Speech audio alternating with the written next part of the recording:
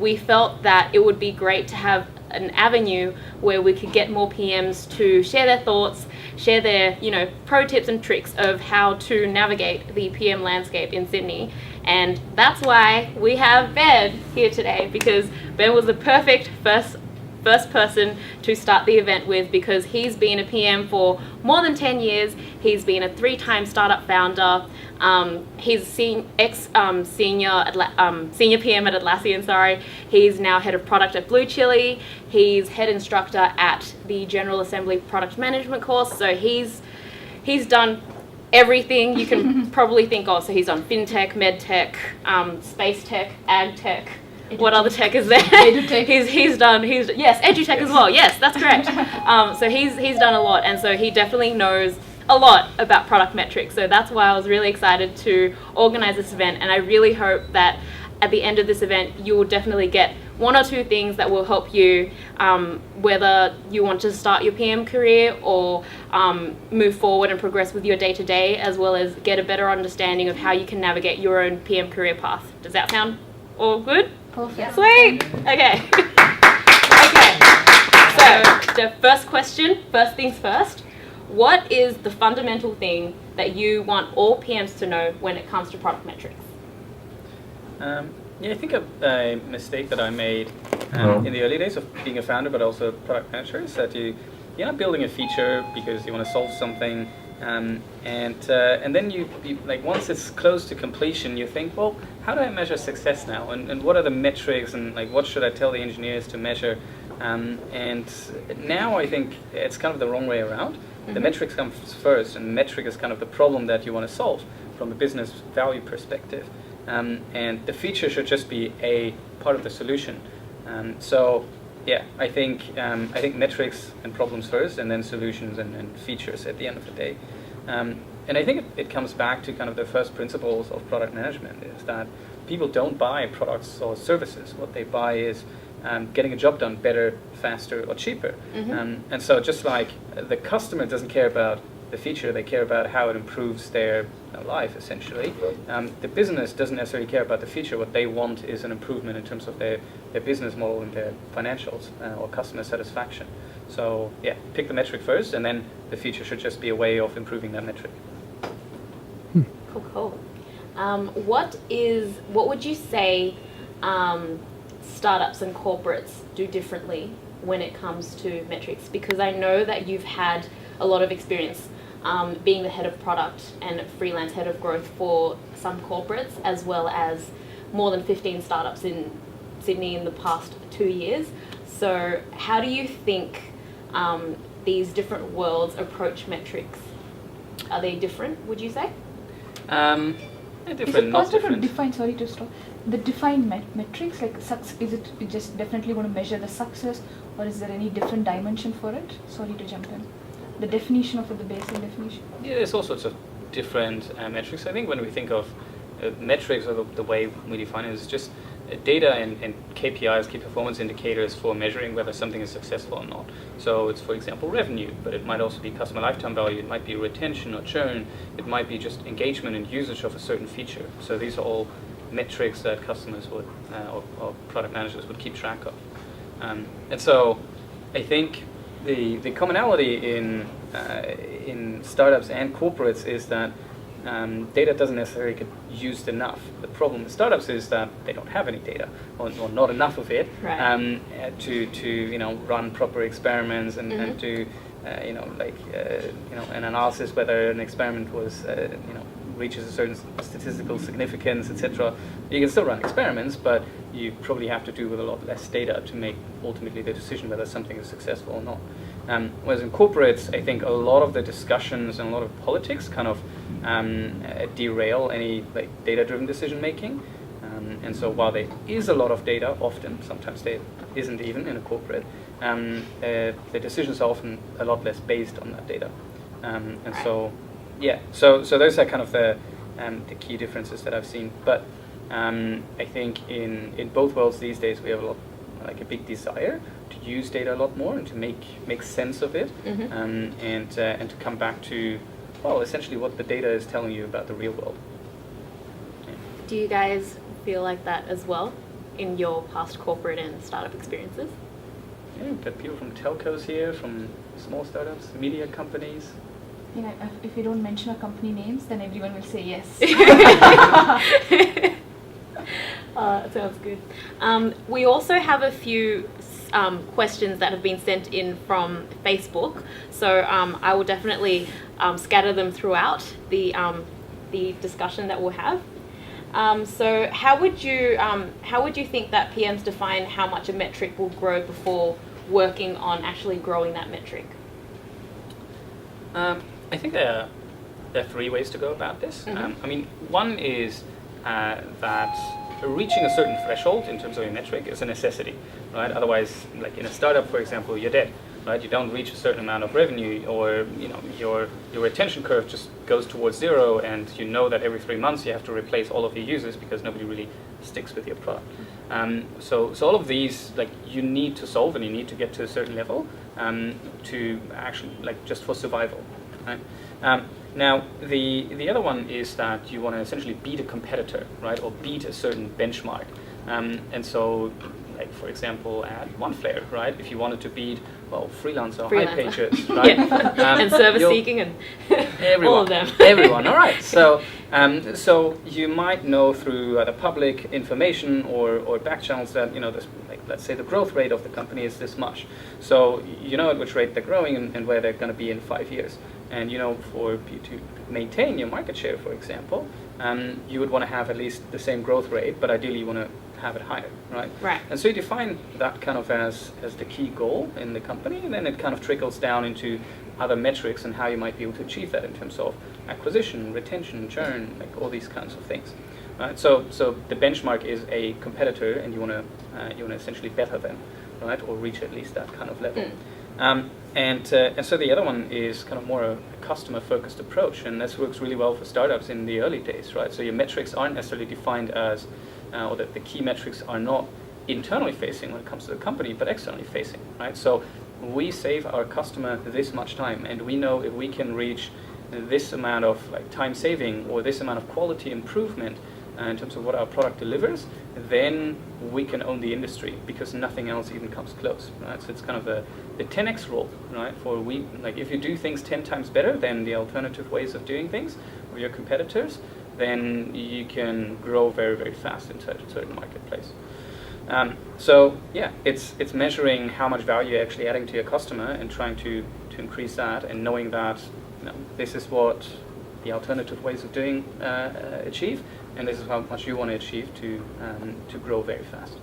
And then, I mean, at the end of the day, if you have none of that, or if you don't do any of that for some reason, you just go by feeling, right? And as a PM, you're still trying to motivate your team to reach a certain goal, right? So you might define, a certain metric as, well, if we achieve that, and we still think that's realistic, but it's quite ambitious, but if we achieve it, we would be really, really proud of that, right? So if you define that as kind of the goalpost, you see how far you can run towards that. And so this is what you see in other areas as well. For example, Team New Zealand in the America's Cup. I don't know if anyone else is a sailor, but they said let's throw the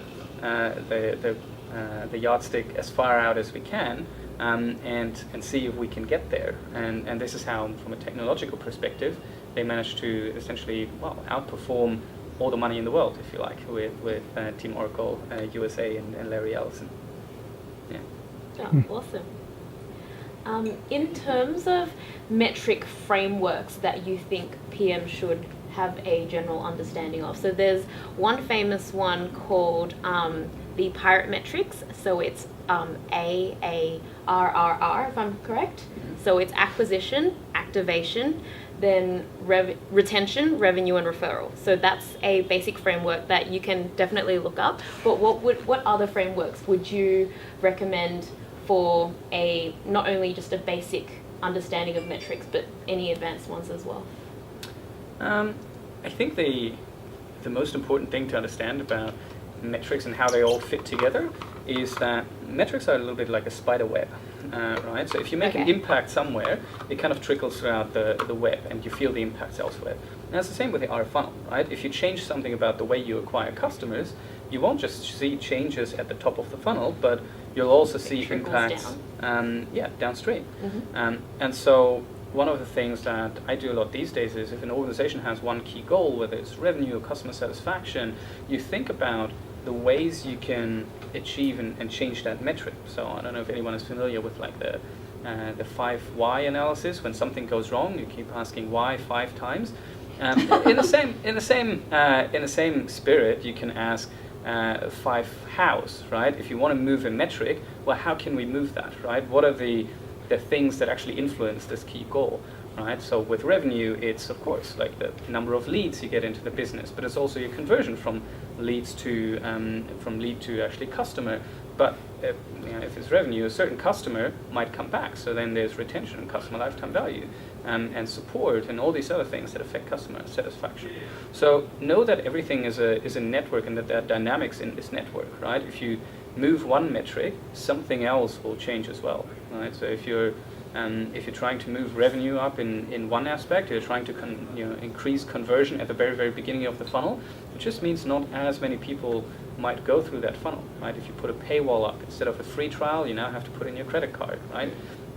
Your conversion to sales might change, but it also means you just don't get as many customers even trying the product.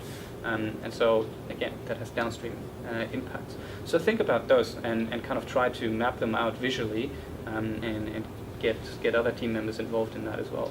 That's kind of then you essentially build your own framework for your specific company and your case, because all of them are slightly different for whether you're a marketplace or a SaaS system or something else, and your specific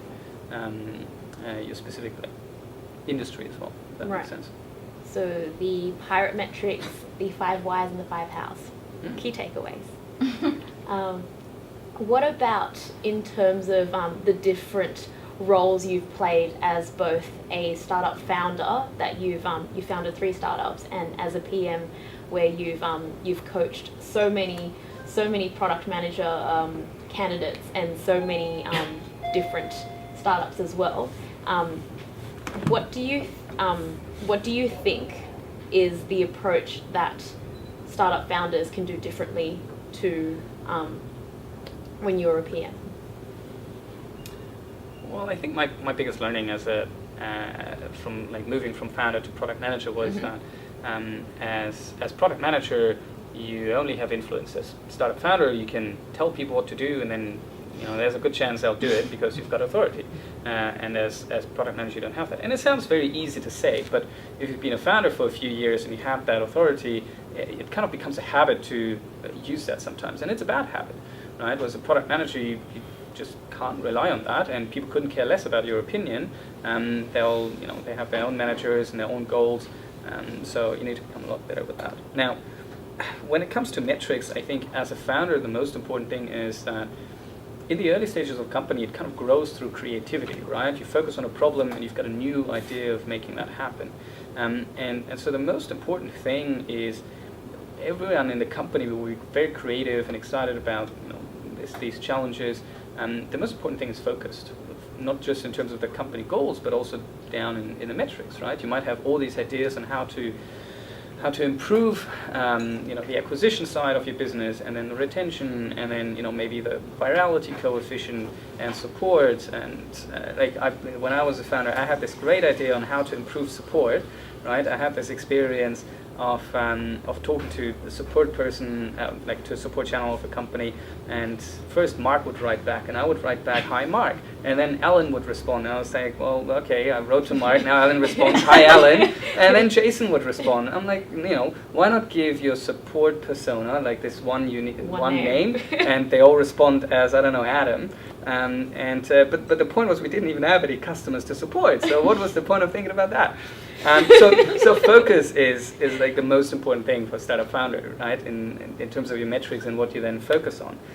Whereas as a PM, the higher you move up and the more I guess meaningful projects you take on, often you have to think a lot more strategic.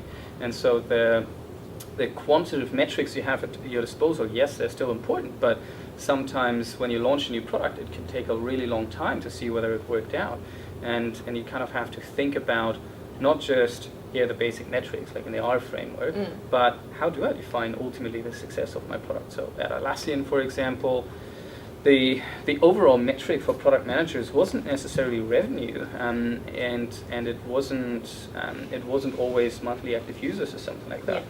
So you have to be a little bit creative of, like, the dynamics in the system of your metrics, what actually your product is impacting, and where you see the threshold of success to justify further investment and all this stuff. And then as head of product, I think a lot more about even the success of the team. How do I measure the success of my product managers? That's an important one. So productivity, and if they're feeling empowered. Exactly. But also, how the team feels about you. Yeah. And so, funnily enough, when I transitioned from startup founder to product manager, I thought, I come into the organization and asked about what are the KPIs for me, right? How do I get evaluated by the end of the year? And I thought, well, it's all about product success, how much money I brought in, and it was none of that. It was basically, my manager said, well, it's basically like how I interact with the internal stakeholders, and just a little bit strategic thinking, and then how I interact with customers and external stakeholders, and essentially making sure that they're all okay with me and happy, which was a challenge on its own. And so now I have to be the person thinking about, okay, like, how do I evaluate whether one product manager is doing better than the other? And at Blue Chili, that of course means, well, the founders will need to be somewhat happy, but also as a portfolio of companies that we invest in, that portfolio value will have to grow over time, and we need to do the right things for the startups. But it's something that might take a few years to actually see, because the startup might not raise money for a long time, or only every 18 months or so, and so that the feedback loops on those metrics are a lot longer. Sometimes. So it takes a bit of thinking to find out operationally, then on tactical and strategic level, what the right success metrics are. Mm-hmm. In terms of measuring, you mentioned you wanted to definitely focus on empowering the PMs and making sure that they were productive. Is there a metric you would give them, not only the PMs, but measuring productivity for the whole product team in general? Would you have any metrics that you follow there? I think you look at a portfolio of work there, right? And you know that not necessarily every single initiative is going to work out. So for the team as a whole, it's, well, here are 5 things that we tried, and we achieved 3 of them, and 2 of them were okay, or maybe 1 was a bit of a failure, right? But if overall there was a net benefit to the business, then that's, I guess, a good thing, you can say. Right? And then for the individual PMs, again, I think OKRs is quite a neat framework. Have you guys heard of OKRs before? Probably that's a good question. Okay, sweet. So, please, OKRs. So OKRs is a framework to essentially set goals and have them trickle down throughout the organization. So I think a famous example that is in a Google Ventures talk, if you look up OKRs, or objectives and key results, in Google Ventures, you find a good intro to this, is at a football club. You want to win the championship. Now, what does it take to win the championship, right? You need to score a certain number of goals, and you need to only let a certain number of goals in. So that then funnels down to, well, here's the goals for the defense team and for the defense coach, and here's the goals for the attack. But you also need to maybe buy a certain number of players, and so that takes money. So you also need to sell a certain number of tickets, and so those then become goals for the marketing team. And inside the marketing team, you might split it up across different marketing channels. Here is our TV ads, here's our social media, here is like merchandise that we sell all this stuff. Yeah.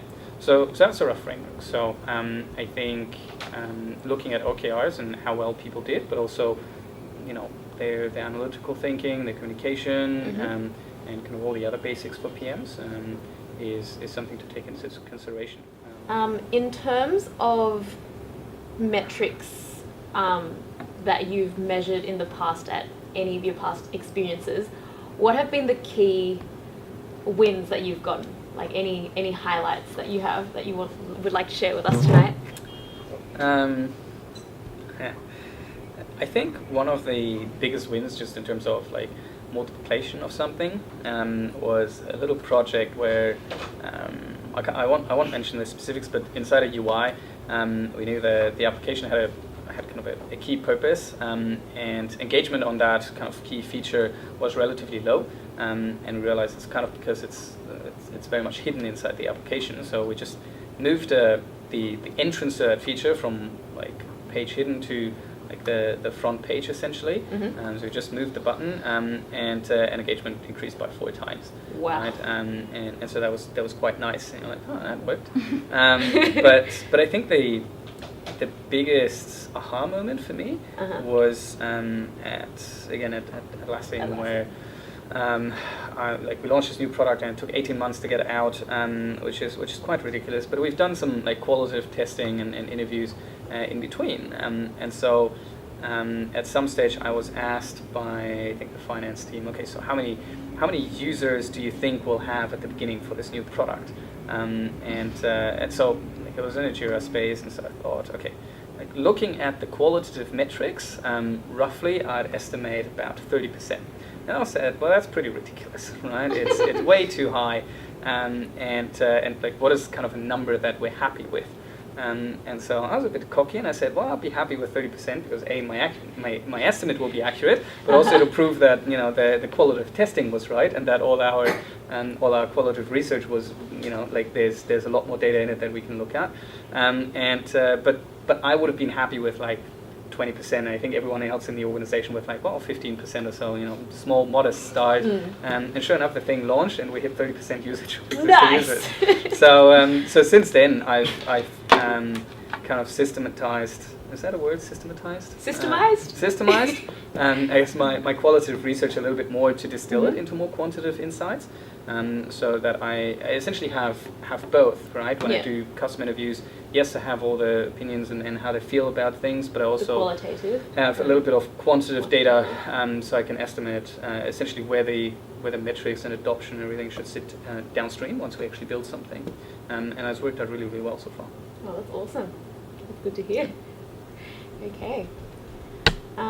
In terms of metrics that you've applied at work, have you used any of these OKR concepts or any like pirate metrics or frameworks in other aspects that's outside of product work?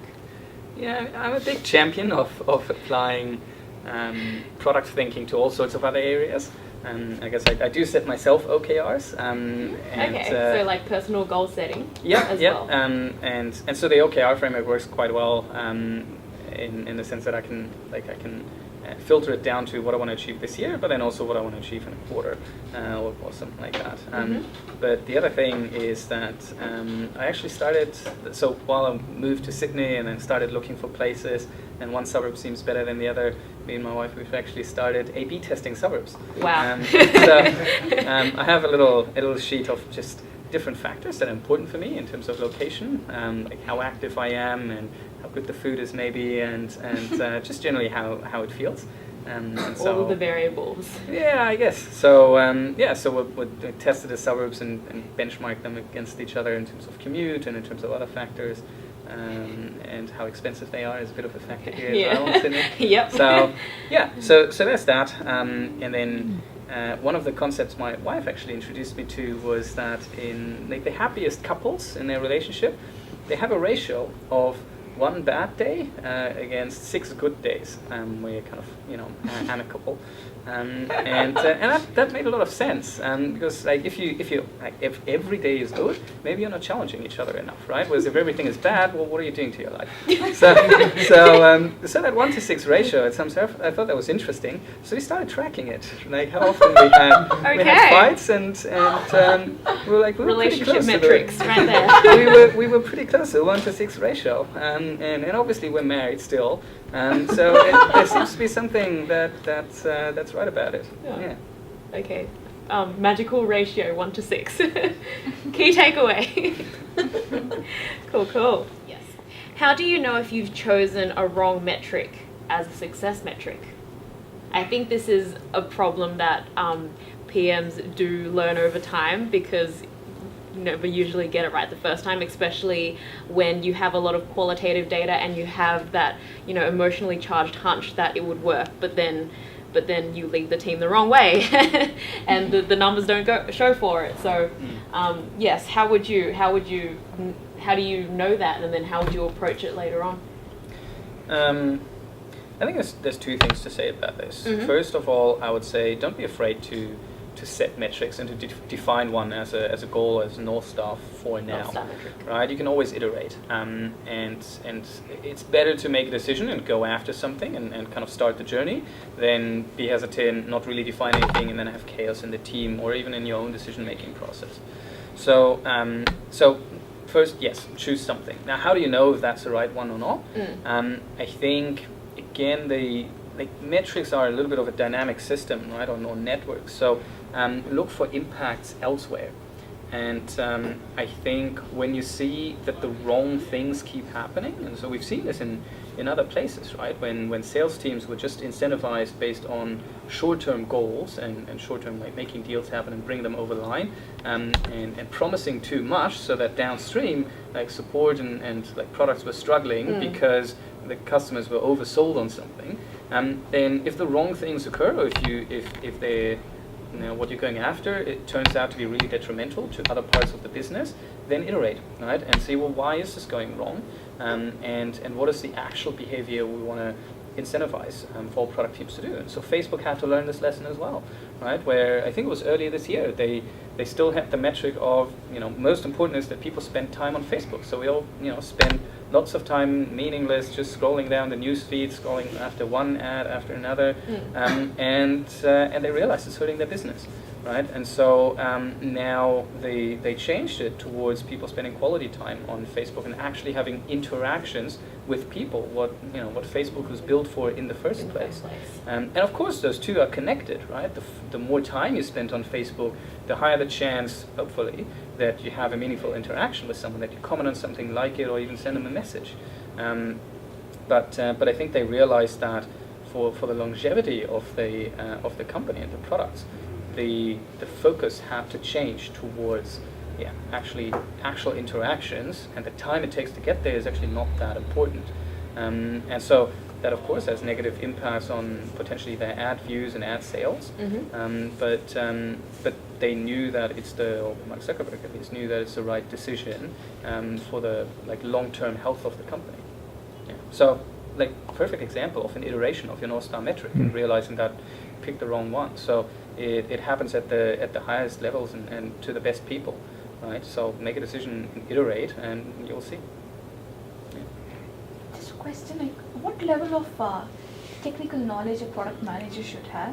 From my perspective, sometimes I feel the product managers not able to communicate. I mean, the effective, the level of conversation, the quality of conversation an engineer and a product manager has sometimes, it's not so a quality one. What would you say that how much what level of technical expertise a product manager should own? But I come from a background that they should have a good amount of technical knowledge rather than pure product-based approach. It's one of my pet peeves that in every single product manager job spec, I say it needs to be technical, and I think that's bullshit. I think there are a lot of great product managers, even in very, very technical products, that do a tremendous job. And they don't do it because they have so much technical knowledge, right?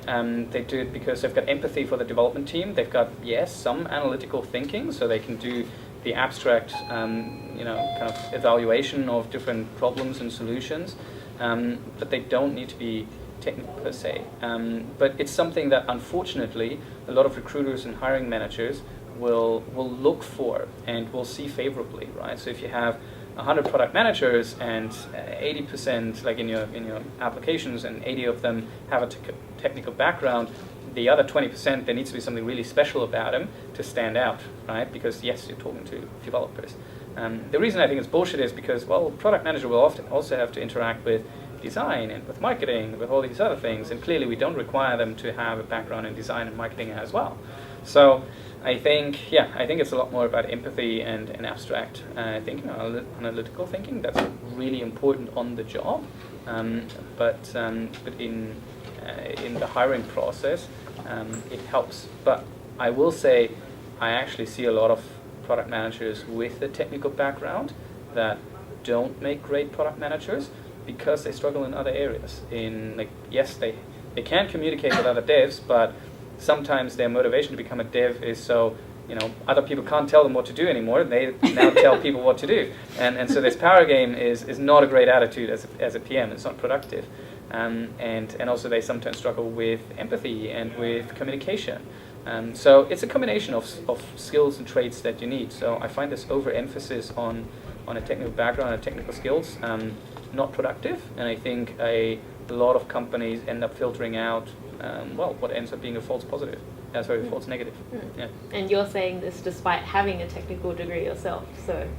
Yeah. It has hurt me a couple of times where so when you do like estimations as a team, one of the things I feel cocky enough to do is do estimations with my team, and of course I should say the product manager should never estimate how long it takes for developers to do something. But when we have a group, estimations, that's like sprint planning and story points for each of the tickets. So how long it takes to get a certain like user story down, and so I only ever do estimation when the rest of the team is involved as well. And so everyone will say, well, I think this is 5 points, this is 3 points, and so I do estimation as well. And sometimes I'll do it based on my own background in development and think, well, how would I build that? Oh, that sounds like let's go into solution mode. And I go easy. It's like, oh, that's like 3 points, and they all say it's like 8 points or whatever. And I'm like, oops, sorry, I lowballed there. But then what I started doing, what actually worked really well, and that comes back to being technical versus non-technical. So this stuff, and sometimes this underestimate is a bit of a disease amongst technical people, so that happens to me. But what I started doing was I actually started listening a lot less to what the problem was and like the subject matter, and listen a lot more to the way they were talking about the problem. Right, and if they were very concerned, if I could hear a lot of uncertainty and them struggling to see how they would do it, and if I heard a lot of that, I would increase my estimate, right? And if I heard them being very confident and this is easy and everything, I would lower my estimate. And so that started being a lot more accurate than my own understanding of the technology and how I would build and execute this. And that's empathy at the core of it, right? And I think the good technical people with empathy and a bit of an understanding that they don't know much about technology, and that put trust in the developers, they'll do a lot of a better job there, and will get a lot more respected by the developers for listening to them whenever it comes to the question of how long something takes. And a lot of people without that respect will say, oh, come on guys, it's just a button, it can't be that hard. And they will earn the hate of all the developers. Such as the Facebook like button. It can't be that hard. Yeah, exactly. Contradicting to that, sometimes I feel that some of the skills, like speaking to a design language or to the marketing or to the comms team, like that, it's quite a basic skill most of them have. Like, you will be the customer for other products in the market. Like, for me, I will be I might work for some organization, but I am the customer for Combank, and I see the features which they have, which I'm able to incorporate. Some of the things, most of them, product manager skills are common sense, I would say. Sometimes that's what I feel. And I feel that there should be an adequate technical knowledge of this. Though it is a BS, as you say, but sometimes somewhere I feel that the ability to imagine the level of, you can imagine some of the things, but able to quantify it, and what is, depending upon the timeline, what can be feasible, what can we make it possible. So that amount of understanding can come with the technical knowledge. That's how I understand. Yeah, I think that's right. But I would also say it's then easy to actually become attached to a certain solution and say, oh, Combank is doing this, we should do exactly the same thing. And then you try to execute it in exactly the same way, and that might not be the best thing for your company. Right? And just because you're excited about a certain feature doesn't mean it's actually the right point in time for you to prioritize this in your own product. So I think that's where that kind of more abstract thinking and focusing on what's the right problem to solve and what are the different ways in which we could solve it, and not just being attached to that one way of doing things, kind of comes in handy. Yeah. All right. Would you recommend any books or resources when it comes to learning about the basics of product metrics, or maybe if you're already a PM or a product analyst and you wanted to learn more advanced things? So I think the best place to start, at least from my experience, is actually start on the top and then work your way towards the details, because then they tend to make a lot more sense. So I'd actually start with learning a little bit about OKRs and how organizations set objectives in general, and what kind of things might be interesting to an organization. I know a lot of product managers who know the R funnel in and out, but then they don't understand what it actually contributes to on a higher level. So they don't understand customer lifetime value. Goals. They don't understand, like CAC payback period and other things. So I think OKRs are a good place to start. And as I mentioned, if you Google objectives and key results, Google Ventures, you'll find a good YouTube talk on that, which is very detailed. And then then you can start working your way down. So the R framework, Lean Analytics is, I think, a book that's quite thorough in a lot of metrics concepts. Amplitude, which is an analytics tool, they have an ebook on retention in particular, which is very, very detailed, and has some great concepts in there. But also, if you're into blogs and podcasts and stuff, Point 9 Capital, it's a venture capital fund. Christoph Jans, amazing guy. I was lucky enough to meet him at some stage. He writes a really, really good blog post in detail about just, I guess, the finance aspects of companies, but also metrics in general, especially for software as a service. And so he's a very, very successful investor in a few companies in the SaaS space. So he shares a lot of his knowledge, so that's a really, really valuable resource, the Point 9 Capital blog and Christoph Jans' personal blog. Yeah. Speaking of blogs, shameless plug here, Ben himself has a blog, productrise.com, and he's posted 2 blogs. You can also find him on Medium, and one of the blog posts that I think really resonates with me is about hiring for product managers, and I think that there can be a lot of ways that the hiring process can be improved, because product management is such a versatile and dynamic and sometimes vague role, because it really depends on the culture and fit of the company. And so definitely check it out. And he's also got a list of links that he also highly recommends for not only metrics but also every other aspect of product management. So talking to engineers, talking to designers. And so check it out, productrise.com. And if you haven't already been part of the Facebook group, it's find the groups and type in product management, or it will be /product management growth.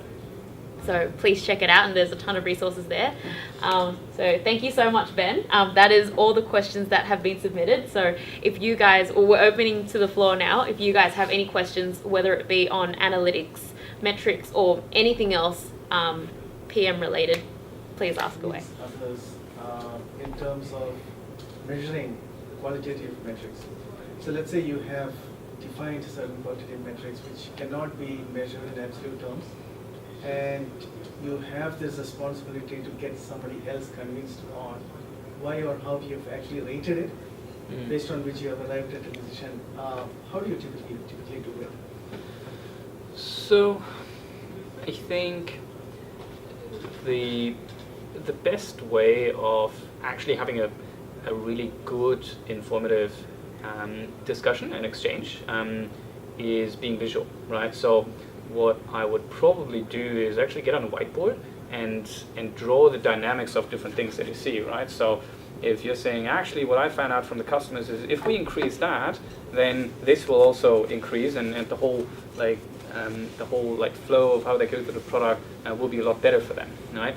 And so then you can have an argument about whether the other person thinks, oh no, I've seen this pattern, and so you just start uncovering all the dynamics in the system, right? And ultimately, if you've got a lot of qualitative information that's pointing you a certain way, but you can't definitely choose it, what you've got is, you can't definitely call it, you've got a hypothesis, right? And so you can start thinking about ways of proving that hypothesis, and hopefully the organization is happy to run an experiment and explore that a little bit further, because obviously the faster you can learn, the faster you can grow. So if you can prove a hypothesis like that, they can have massive impacts on the organization in the long term. If you get pushback on running experiments, then find other ways to get better data and get clearer on that, find essentially strengthen your case with stuff that people can't disagree on, and data is usually one of those things that's hard to disagree with. Hi, Can I ask a question that how does PM link to consulting? You have mentioned you also have quite a lot of consulting experience. So if a company asks you to give some opinions and suggestions about their PM process, from which aspect you are looking at the first point and then give opinions and consulting? Right. So I think I should probably say that in most people's minds, consulting and product management doesn't really connect. And I can see why, right? A lot of companies will hire permanent product managers because it takes a while to think yourself into an industry, into a product, to connect with the different stakeholders, and to actually be productive. And at Atlassian, we used to say, well, most people in the company won't reach a good level of productivity until about a year into it, right? So you don't necessarily want to pay for a consultant for a year until they actually start doing things, right? So I think the way I do things and the value I can add in companies is essentially help the teams reach a higher level of performance, right? So that starts by looking at how they operate right now and looking at the things that are holding them back, and then making some suggestions on either how they can change their processes, or if I see that actually it's not the process, it's a bit of a skill or experience gap, then leveling up or upskilling the people involved so they become more productive. So it tends to be a little bit more of a like audit or analysis process, and then working with the individuals or with the different stakeholders or the teams to make the changes that are required for them to perform better. So that's step one. Now, the other thing that you'll find is organizations tend to hire product specialists on certain areas. So if you're building a SaaS product and somehow you're stuck and you don't quite know why, you can get a consultant involved to look at those specific issues. That's more on the product strategy level, right? Or maybe on the analytics or user testing, design thinking kind of levels, and solve those point issues, or look at the virality coefficient. Or if you want to bring your product into a new market, you can hire an expert for that particular market who can tell you exactly this is wrong. I know earlier we were talking about yachts and how European yacht manufacturers had troubles getting into Australia until someone told them, guys, we don't need heating, we need aircon in the boats, right? Because obviously it's a bit hotter. So these are kind of the ways in which a consultant might come in useful, and certainly some of the things I can offer. Others I couldn't, right?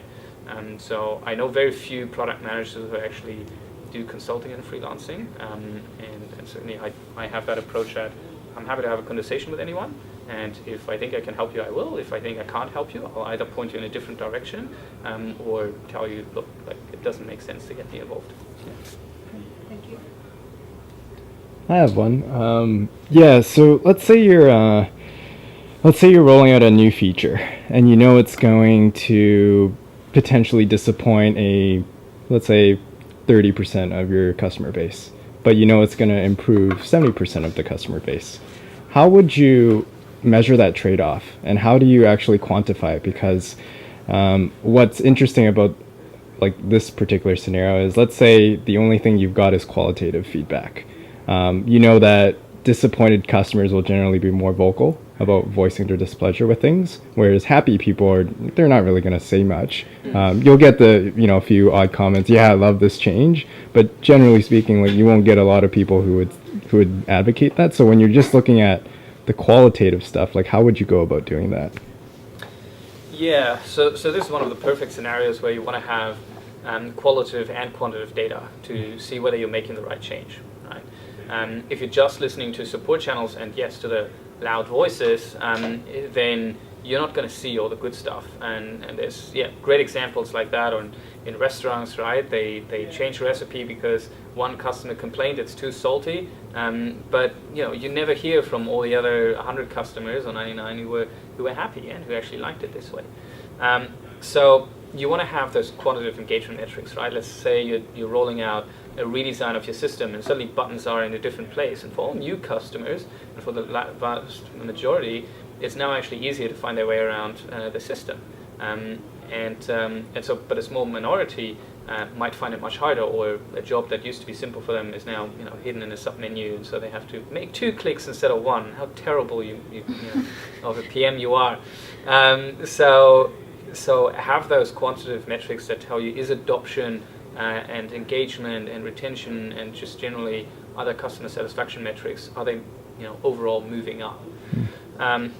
The other thing you can do if you're capturing that data is actually look at which segments of your customers you're affecting positively and negatively, right? So if you have, let's say, a project management software for software development teams, you might be able to see that actually all the software developers now like the system a lot more, or the designers like it a little bit less. Is that the right change that you want to effect? And ultimately, that kind of decision boils down to what you want to achieve from a company strategy perspective, right? Which parts of your market you prefer, or which ones you will put more emphasis on, right? There's a lot of decisions in the past where I think like Kissmetrics used to be one of those companies that used to be free, and all the startups loved the system because it did analytics in a very different way to lots of other tools, but it was also free. And then they introduced the pricing of $500 a month. Wow. And all the startups were like, well,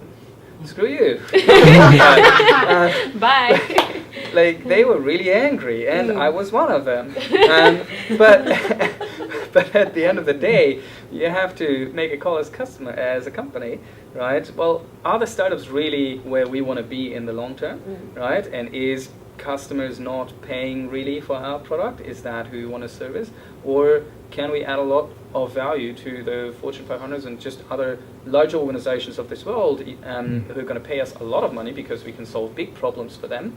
And that's a fair decision. And maybe 2-3 years down the line, when you've cracked that and you're the leader in the marketplace, you can come back and open the system up to startups and smaller players and get them on board. Whether they will still love you at that point, or whether you have a lot of detractors, is an open question, right? But as a company, you have to decide where you put your emphasis. And then, yes, it might disappoint a lot of customers, but if it satisfies the right customers, then that's most likely the right decision. You had a question. So I guess this is a silly question, but I was just wondering, when you mentioned user interviews, I was wondering how you would go about getting useful data, getting useful metrics that you would actually focus on, because a customer might say one thing but actually means something else. How would you sift through that, sift through all that crap to get something that's really useful? The gold nugget. Yeah. We might need another session there on customer interviews and user testing. So there's a great book I would start with, which is called The Mom Test, which is one of the books that I love to recommend because it was a bit of a lifesaver for me, and I wish I had read it a few years earlier.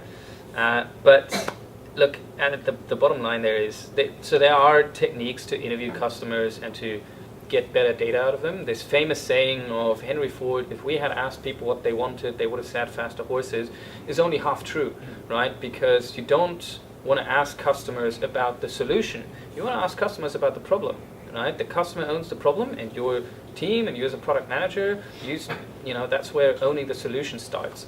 And even as a product manager, right, you want to give a large part of that ownership of finding a solution to your team, to developers, to the designers, maybe the marketing people, QA, etc. Right? So ask them about the problem first. But if you can then find out, over not just one interview, but you might do 5, you might do 10, you might do 20, right? You can see that, okay, like 10 out of 20 customers, they say they have this problem, and it's costing them 5 hours a week, right? Suddenly you know how much impact you can make. So if you build something that turns those 5 hours into 1 minute per week, right, you're probably adding some value. Right? If you run another series of interviews and you find out that actually only 2 out of 10 customers struggle with this, and even for them it's only like the impact is maybe a couple of $100 a week on a $100 million turnover business, they probably don't have much to add there. Even if I can turn this from $100 a week to 0, this is probably not high enough on their priority list to for me to get enough airtime and headspace for them to change the way they do things towards my solution. Yeah. So this is like how you essentially distill the qualitative into the quantitative, if that makes sense. That's really interesting. Thanks. Good. There's been cases where I found it very difficult to convince folks on existence of certain components on a UI. So this isn't specifically talking about user experience. And there are, we generally believe in these lean concepts, and there are cases where you have a whole lot of things on the UI, and where I've personally felt, this is not the right place to have this, or this is not the right component to have on this particular UI. When I go back and say that we should probably change this, the one feedback that I keep getting from folks is that we've not had any complaints, right? So there's not been anyone who's been complaining that, it's there. Even if you try to pick or measure using tools like heap analytics, for instance, to see how it's been performing, we would have seen that a lot of customers actually click it. And my understanding or my thought process around it is that people click it because it's there, right? It's probably just an exploration process to see what it does. So how do we actually kind of come into some kind of a conclusion as to whether it's really useful for a user or not? What kind of stuff can we do around these kind of cases? Yeah, so there's probably something that metrics can't really help you with. I think what you see in data in metrics is what is happening, but not necessarily why. If you want to answer the why, you need to talk to the customers or ask them a bunch of questions. So you can probably do some user testing and do that kind of qualitative research. But heat maps, etc. Again, they're just data. You want to have a conversation with the customer. What are you actually trying to achieve, and what on this page or in this UI is useful to you, and what is less useful, right? There's a bunch of user tests that I had where essentially the company built their system based on a bunch of hypotheses, and essentially 80% of what they built was rubbish, and people would never use it. And we could kind of see in the metrics that the engagement on those parts was much lower than on other parts. But suddenly we have the answers of why they were interested in those other parts and how we could make more out of them in very, very simple ways with very little effort. And then you can run an experiment, whether it's a user test or actually an A/B test, where you remove all those things that you deem unnecessary and see for this particular test cohort whether that improves engagement, funnel flow, etc. So this is probably where I would start, actually assembling those, running user interviews or user tests and assembling the results and distilling those insights, and then also making suggestions on how we can change it and making a case of how much value that's going to add to the business, right? If you think even just improving it a little bit will increase conversion to, let's say, paid customers or something by 5%, quantify that, what it means over a year, over the next 5 years. And suddenly people start seeing the dollar figures, and they're probably going to say, yeah, right, it might be worth looking into that. Yeah. Okay. Hope that helps. Yeah. All right. Oh, thank you so much, Ben, for Thank you. coming tonight, and thank you so much for all of you guys attending. I hope you got some key takeaways from it, and please, if you ever have any questions, check out Ben's website, Product Rise, and you can definitely go for a coffee with him. He's always available. I think there's a link. Yes. You can just book a call with me. Yeah. We can take it from there. Yes. So thank you so much.